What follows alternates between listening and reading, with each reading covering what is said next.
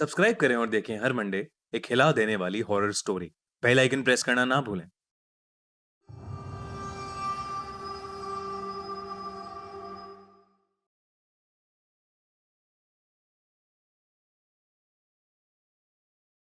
Monsoon की छुट्टियां चल रही थीं और एक बार मेरे पेरेंट्स किसी काम से बाहर गए हुए थे। मैं घर पर एकदम अकेली थी। मेरी कॉलोनी एक बड़े से पहाड़ के ऊपर थोड़ी सुनसान जगह में सिचुएटेड थी। वहां यूजुअली कोई आता जाता नहीं था। मैं ऐसे ही लेट कर टीवी देख रही थी जब किसी ने डोरबेल बजाई। मैंने कोई जवाब नहीं दिया क्योंकि नॉर्मली उस समय कोई घर पर नहीं आता जाता और अगर मेरी फैमिली होती तो खुद ही दरवाजा खोलकर अंदर आ जाती। दूसरी बार भी घंटी बजी लेकिन मैंने ध्यान नहीं दिया। पर तीसरी बार जब वापस मुझे डोरबेल सुनाई दी तो मुझे थोड़ा शक हुआ। मेरे घर की एंट्रेंस पर एक बड़ा सा वुडन डोर है और चारों तरफ दीवारें हैं, तो बेसिकली बाहर देखने का कोई भी जरिया नहीं है अनलेस पियानो रूम से जाके ना देखा जाए तो। इसका मतलब बाहर से भी कोई पता नहीं कर सकता कि हम अंदर हैं या नहीं, जब तक हम बहुत जोरों से शोर ना मचा रहे हो। जब तीसरी बेल बजी तो मैं दरवाजे के पीछे जाकर खड़ी हो गई।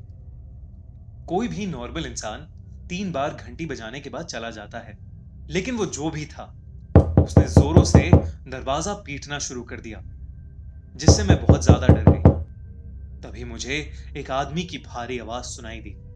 मैं जानता हूं तुम अंदर हो, चलो चलो बाहर आओ। उसकी आवाज सुनकर मेरा दिल घबराहट के मारे दहल उठा।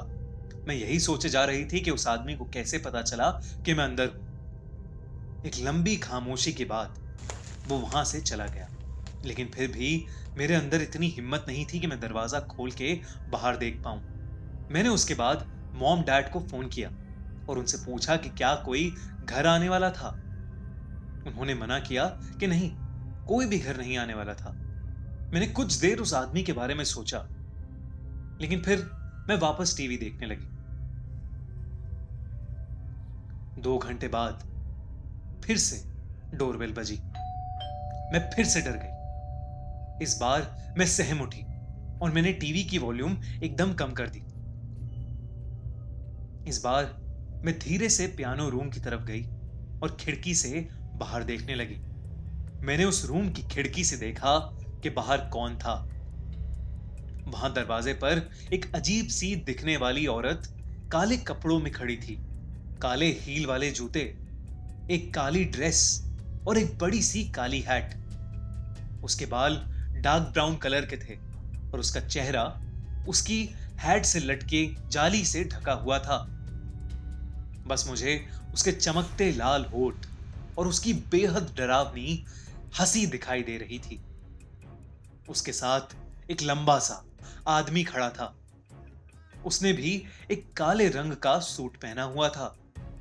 उसके चेहरे पर एक बहुत भयानक सीरियसनेस थी, लेकिन मुझे उस आदमी से इतना डर नहीं लग रहा था जितना उस औरत को देखकर।